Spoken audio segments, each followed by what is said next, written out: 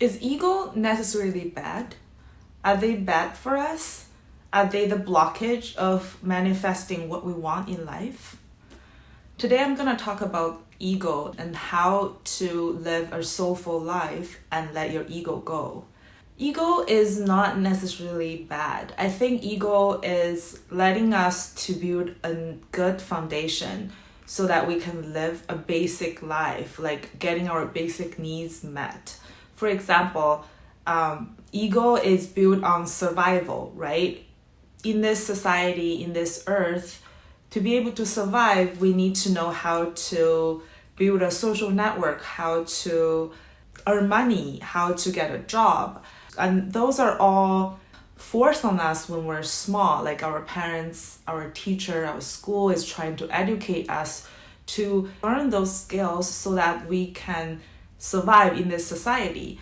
A lot of times we have a lot of dreams and desire based on our ego, like it's feeding into our ego, like we want to be a doctor, we want to earn this amount of money, we want to graduate from top school, we want buy a big house, we want to drive a good car, we want to have a certain social status. That is all good dreams, I guess, because that's motivated us or propelled the old self to take actions towards a certain goal, work towards what means at that time. But a lot of dreams solely based on those survival needs, those egos, are eventually gonna fall apart, because at a certain point we realized that those dreams, those goals are not necessarily fulfilling us or not necessarily motivate us on the soul level. At a certain time in life, we become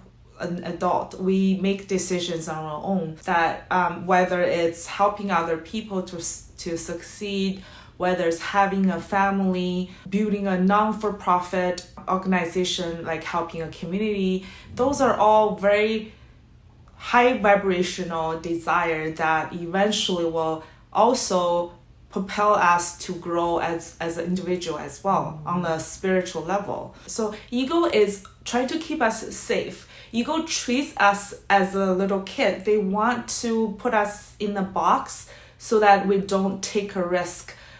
They think everything else outside that box is risky, is dangerous. They want to keep us like protected. Like those limiting beliefs is what ego has to put on us so that we don't get out of our comforts or we don't pursue those risky goals, risky dreams. For example, ego talks in words like I must, I have to, I can't, I should, I desire, I need. Like those words are all like reflecting of insecurity mindset or scarcity mindset, and it really it's really not very positive, because ego is trying to attach us to a certain outcome, and they're trying to limit us so that we don't rise. They're trying to drag us down. They're trying to hold on to the old beliefs so that we stay in where we are, so that we stay in our old stories, makes us feel safe, quote unquote. But your intuition, your soul feels there's something missing. Like there's something that you wanted to do that you don't know how yet, and you are scared.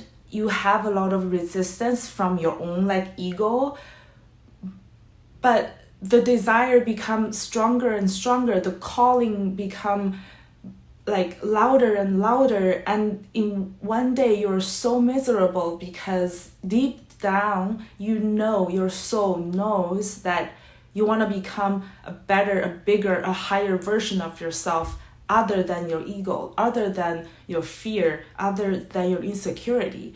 And at that pivot point, it might be your lowest point.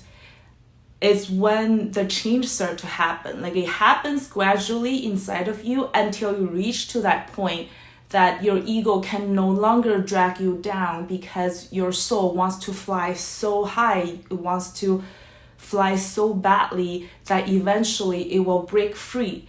It's like the butterfly break free the cocoon, right? I will give you an example of how my ego died, how my old self died, and what happened after I break free.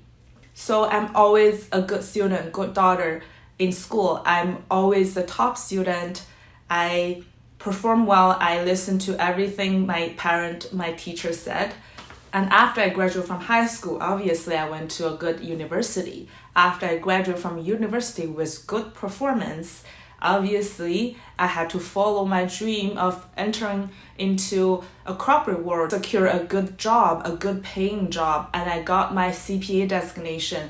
I'm a well-respected professional and working corporate jobs, dressing in suits, having my laptop, having an office, always talking about business stuff, always meeting clients, talking about serious stuff.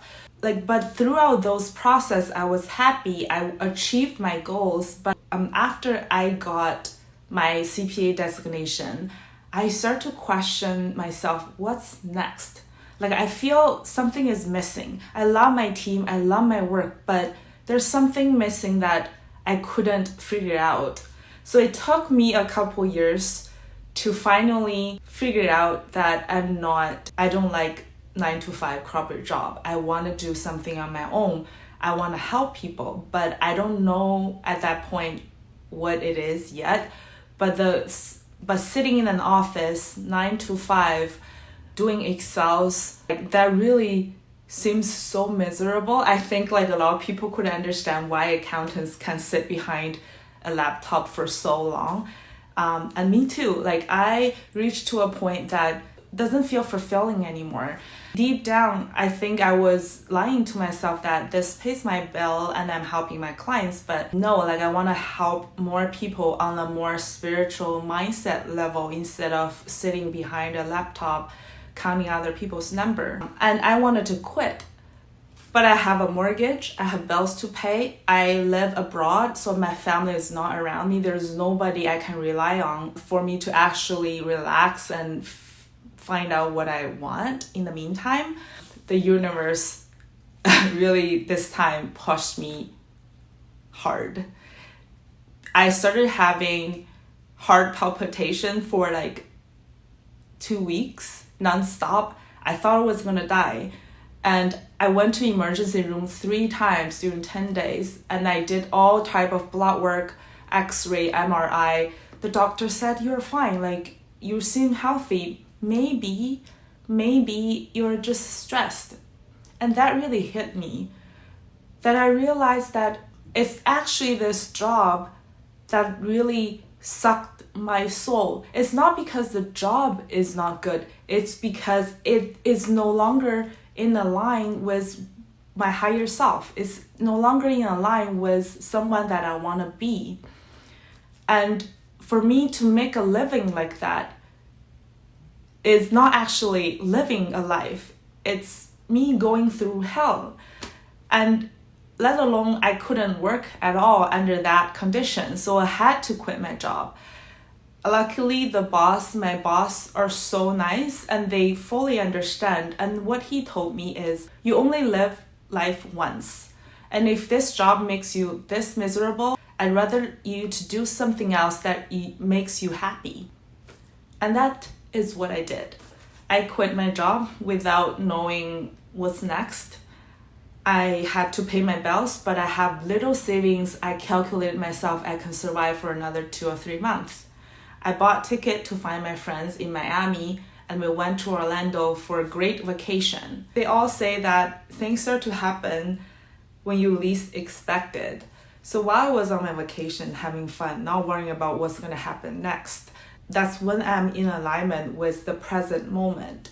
That's when I got a call from a business contact that he want to offer me a part-time job that will help me to survive, will pay me a little bit while I'm figuring out what I want to do next.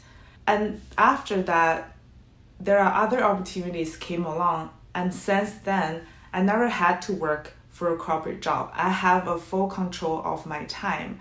During the last 2 years, I did have a massive spiritual awakening. That's why I'm here, because I found my purpose. I know what I'm supposed to do.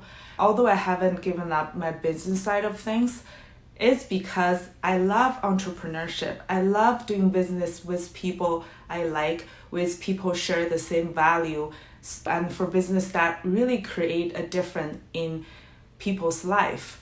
While pursuing that, I also want to share my experience and connect with people, connect with community online to build this loving connection where I can help people to break free their own limiting belief as well. And that's why this channel was born. That's why I'm here. So in my case, ego is not necessarily bad.